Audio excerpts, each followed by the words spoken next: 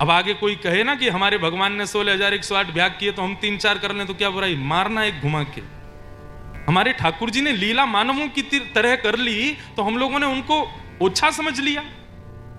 हमारे बालकृष्ण प्रभु के लिए लोग क्या क्या नहीं बोल जाते, रास लड़ाते हैं, गले में गलवैया डाल के स्त्रियों के संग घूमते हैं। अरे मूर्ख, जानते हो उनके तत्व को? कितनी सरलता है उनकी, कितनी सहजता है कि हम मानवों की तरह उन्होंने लीला कर ली तो हम लोगों ने उनको, उनका अस्तित्व ही नहीं समझा। इस पूरी पृथ्वी को किसने बनाया? भगवान ने बनाया। इस पृथ्वी में हम मानवों के बाहर 5 प्रकृति है और हम लोगों के अंदर 4 प्रकृति है। टोटल कितने हुए? 5 और 4 9। अब सुनिए कौन कौन है। बाहर की 5 प्रकृति हैं पृथ्वी, जल, अग्नि, वायु और आकाश। 5 तत्व बाहर के हैं और 4 तत्व हम लोगों के भीतर हैं। कौन कौन से? मन, बुद्धि, चित्त और अहंकार। यहां पर अहंकार प्राउड के रूप में नहीं है, सेल्फ कॉन्शियसनेस के रूप में है। तो हमारे भीतर 4 हैं प्रकृति, मन, बुद्धि, चित्त और अहंकार। जिसमें से चित्त जो है ये भगवान है स्वयं हम लोगों के अंदर। चित्त तो भगवान को यदि हटा दिया जाए तो अंदर कितनी प्रकृति बचे? 3, मन, बुद्धि और अहंकार। तो अंदर 3 प्रकृति और बाहर की 5 प्रकृति मिला के कितनी हुई? यही भगवान की 8 मुख्य पटरानियां हैं। पृथ्वी, जल, अग्नि, वायु और आकाश, और हम सबके भीतर की मन, बुद्धि और अहंकार। यह भगवान की 8 पटरानी है। अब तक भगवान के 8 ब्याह हो गए। आगे 16,100।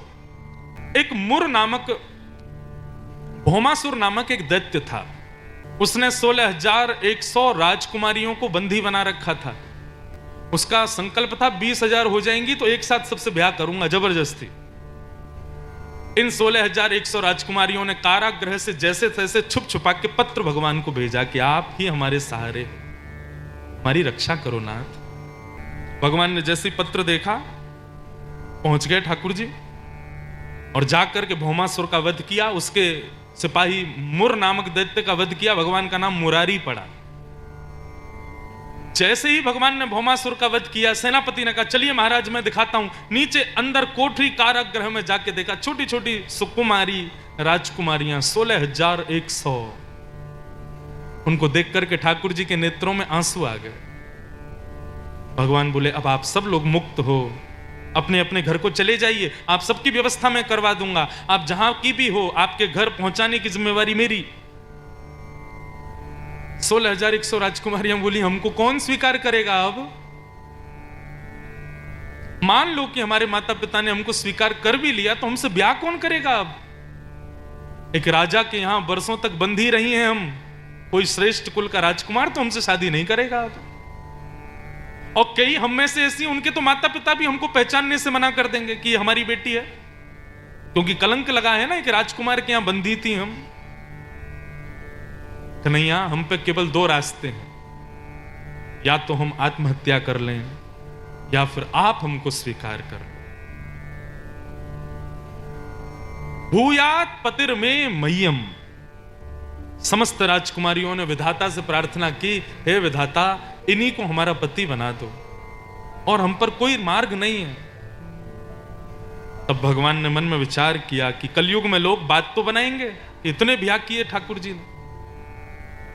लेकिन उस समय की परिस्थिति को केंद्र में लेकर के ठाकुर जी ने आग्रह किया द्वारिका में तैयारियां किए जाएं, 16,100 मंडप बनाओ, हम ब्याह करने वाले हैं। और एक साथ उस राजकुमार के यहां पर बंधी जितनी बंधिकाएं थीं सबके साथ भगवान ने ब्याह किया। बोलो द्वारिकाधीश की।